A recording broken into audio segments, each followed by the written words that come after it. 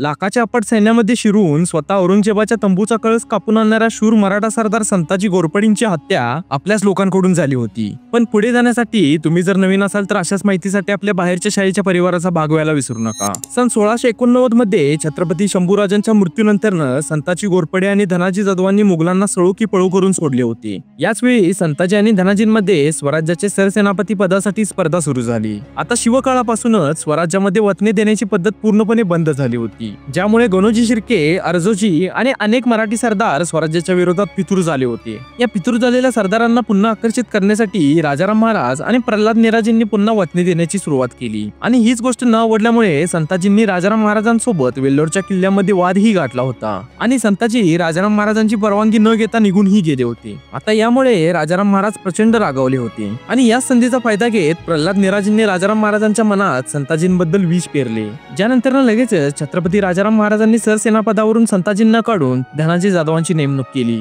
यानंतर धनाजी जाधव संताजी घोरपडेंच्या जीवावर उठल्यामुळे संताजी घोरपडे काही दिवस गुप्त ठिकाणी राहू लागले होते। ऐतिहासिक नोंदीनुसार संताजी फलटण जवळच्या शिखर शिंगणापूरच्या डोंगरामध्ये क्रूरपणे मारले गेले। संताजींना नक्की कोणी मारले यावर अनेक निष्कर्ष दिले जातात, पण मृत्यूवेळी संताजींचे अनेक वैरी असल्यामुळे त्यांना नक्की कोणी मारले हे सांगणे अगदीच कठीण आहे।